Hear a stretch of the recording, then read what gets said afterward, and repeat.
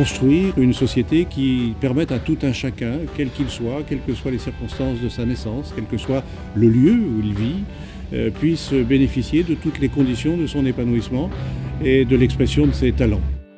En Ille-et-Vilaine, l'Assemblée départementale compte 53 conseillers généraux élus dans les 53 cantons du département.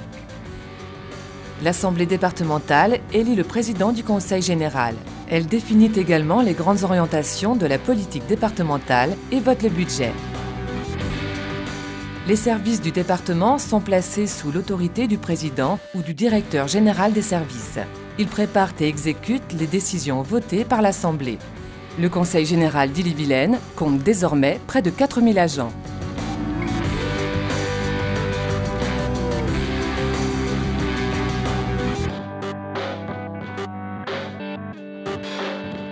Depuis janvier 2010, 7 agences départementales sont réparties sur l'ensemble du territoire. Ce fonctionnement à taille humaine permet de déployer les politiques départementales et les services au plus près des habitants. Le Conseil général s'intéresse à chacun des habitants tout au long de sa vie.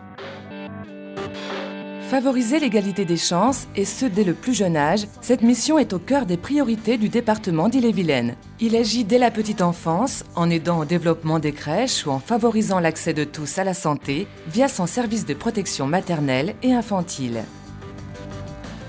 Gestionnaire des collèges, il développe un véritable projet éducatif pour aider les collégiens à trouver leur place dans la société. L'égalité des chances, c'est aussi permettre au plus grand nombre d'accéder à la culture, aux enseignements artistiques comme au spectacle. Pour aider les personnes les plus vulnérables, il consacre la moitié de son budget de fonctionnement à la solidarité. Le Conseil général apporte une aide financière à l'amélioration du logement, à l'accès aux loisirs et au maintien à domicile des personnes handicapées. Pour permettre aux personnes âgées de vieillir dans la dignité, il fait en sorte qu'elles soient aidées lorsqu'elles veulent rester chez elles.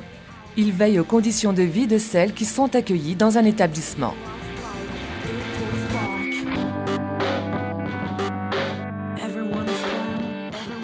L'équité, c'est aussi faire en sorte que, quel que soit son lieu de vie, on puisse bénéficier d'un logement, on puisse bénéficier de transport, on puisse bénéficier d'un environnement culturel, éducatif qui soit porteur. C'est toute la politique d'équilibre du territoire.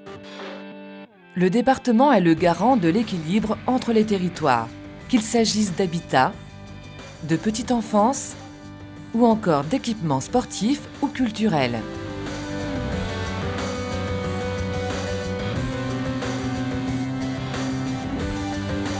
L'équilibre du territoire passe aussi par la mise en place d'un transport interurbain performant et un réseau routier de qualité.